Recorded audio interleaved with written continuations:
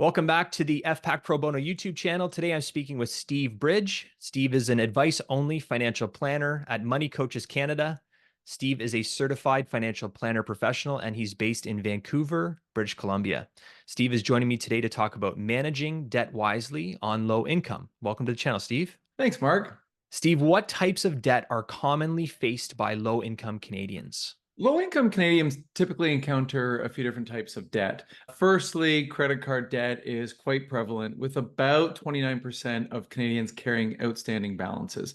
Many low-income individuals rely on their credit cards to cover basic expenses, which is not ideal, as you know, due to the high interest rates on those credit cards. Secondly, loans from payday lenders are a thing, with about 4% of Canadians using those in the past few years or so. I find the interest rates on these payday loans to be exploitative. They range from, if you can believe it, 391% to 443% annually. This is except in Quebec, and I like what Quebec's done. They have capped the rate at 35% per year, so a little bit more reasonable. Still very expensive, but a tenth basically of what the rest of Canadians are exposed to. On top of credit card debt, there are personal lines of credit that's used by about 20% of Canadians. Rent or utility arrears are not exactly a loan or a debt per se, but they do have an impact on low-income Canadians. People struggling to make ends meet sometimes fall behind on these payments on rent or utilities, and this can bring up the threat of homelessness and loss of essential services like electricity, internet, or phone coverage. On the flip side, low-income Canadians are less exposed to mortgage debt, and they also are exposed to things like buy now, pay later schemes. And I really don't like these buy now, pay later. I find them predatory. My personal preference is to emphasize that if you can't afford to buy something, then it's best not to make the purchase. And I know that sounds maybe a little bit basic, but saving up for something and then buying it is much better than these buy now, pay later schemes.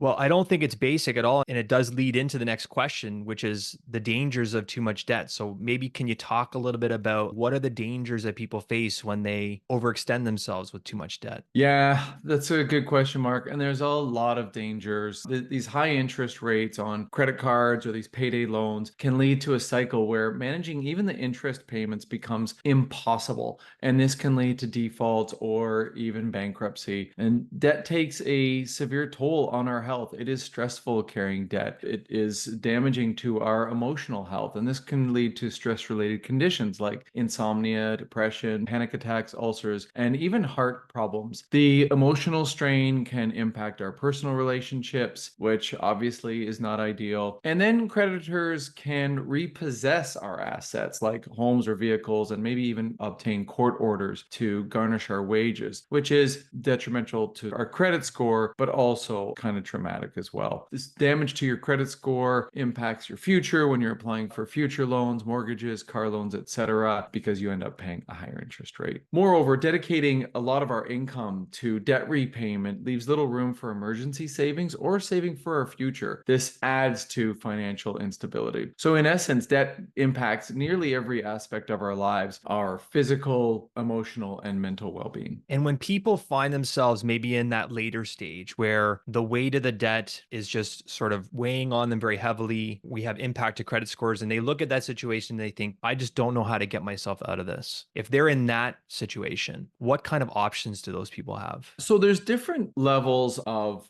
being in trouble with your debt, so to speak. So if you think it's manageable, then one thing you can do, and this is, I'll start with kind of easier options, and that is if you've got a high interest rate credit card or a rewards credit card, switch to a low interest rate credit card. I know that's a small thing, but if you're carrying a balance each month, it means you're saving interest each month if you have a lower interest rate credit card. Those reward cards are nice and the rewards are great, but the interest that we pay if you're carrying a balance outweighs any rewards that we might receive. The credit card companies have done all the math. Their marketing departments know exactly what they're doing. So ditch the high interest rate credit card or the rewards card for a low interest card and a credit card with no annual fee. That's a small thing. The next step up, if you think you can get out of this situation yourselves, would be a debt consolidation loan from your bank or credit union. So this involves taking out a new loan to pay off the existing debts, ideally at a lower interest rate, simplifying your payments into one monthly payment. This can make managing the debt more feasible because you're just making that one payment, but you still owe the full amount of what you've borrowed. This solution, I have to emphasize, must be accompanied by a plan to pay off that debt systematically. If all you do is get a new loan, consolidate all your credit card debt or other debt onto this, that frees up your space on your credit cards, and there can be a temptation just to add more debt to the credit cards.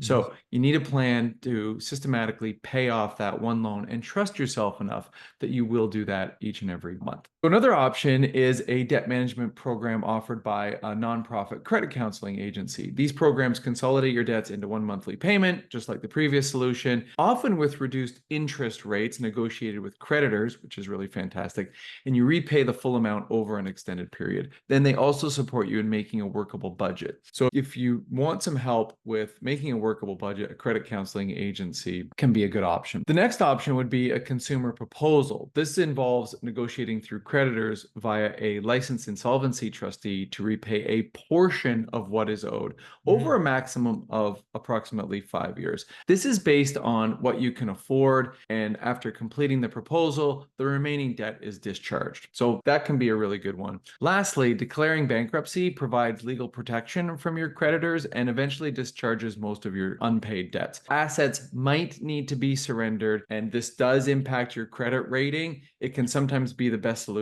if your financial situation is such that you just can't keep up even with the interest payments. Of those options, would you say that those are like sequential, or can people identify, okay, based on where I'm at in my situation, I should probably go see a credit counselor, or maybe I should go see an insolvency trustee? Like, is there a way that somebody can say, look, this is the better option for me, or is it all just very situation dependent? The first instinct for us is probably not to want to go straight to bankruptcy. I would say if you can try to put a sustainable debt repayment plan in place yourself for a month or two, give that a go. And if it's not working, then go talk to somebody, because if not, you're just kicking that can down the road and probably gathering up more interest. Can you talk about some tips or strategies that you can offer to someone to help them avoid problem levels of debt? If they want to avoid this altogether, maybe before the problem becomes too large, what are some things that you can offer to them to stay out of these debt situations? The first thing is, and this is to be very clear about our income and expenses. And I know we all know spend less than what we earn. That's an easy one, but tracking all of our expenses like fixed monthly costs. So fixed monthly costs are things that we pay on the same day every month, and it's the same amount. Something like our rent or our mortgage, our cell phone bill, insurance, utilities, things that happen every single month on the dot. And then looking at basic monthly costs, day-to-day spending like groceries, gas, eating out, public transit, pet food, these things that we spend every month, but it's not an exact amount. And then finally, there's other categories like things that we buy annually, like a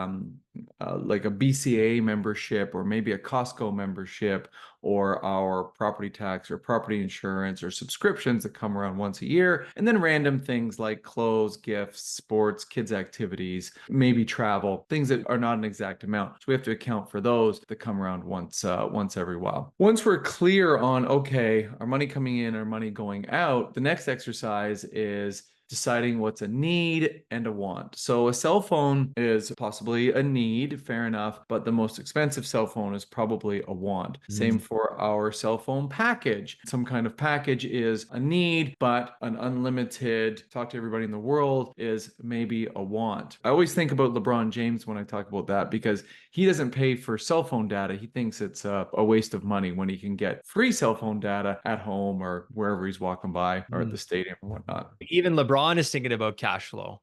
Even If LeBron is can thinking about cash flow, flow. we can all think about Yeah. cash flow. Absolutely. And another example is a car. Like a car might be a need, but an expensive car is a want. So figuring out needs versus wants is a really, really good conversation to have. I'm also a very big fan of saving ahead for purchases. Personally, I have multiple savings accounts for different purposes, like clothes and gifts, or travel, or kids' activities. And every month, putting money into these accounts and only spending saved money. We've become dependent on credit for the last 30, 40, 50 years or so. But before that, people actually had to save up for purchases. And that's kind of what I like to do with my own personal life and my clients as well. So if we can't pay off our credit cards in full every month, it's a sign that we're spending more than what's coming in. And reviewing these expenses is a very, very good place to start, seeing why that's happening. And maintaining a good credit score by paying off our bills in full every month is really helpful. It helps our credit score, as I said before, it helps get us a lower interest rate should we need a loan in the future. And if we do choose to consolidate debt, make sure there's a systematic plan to pay that off. One other thing I will say here is that we should be very cautious of companies that promise to help us improve our credit score or get out of debt for a fee. These are bordering on predatory. Some of these companies, I've heard of reverse loans where you don't even get the money, but you're paying them every month a very high interest rate just to increase your credit score.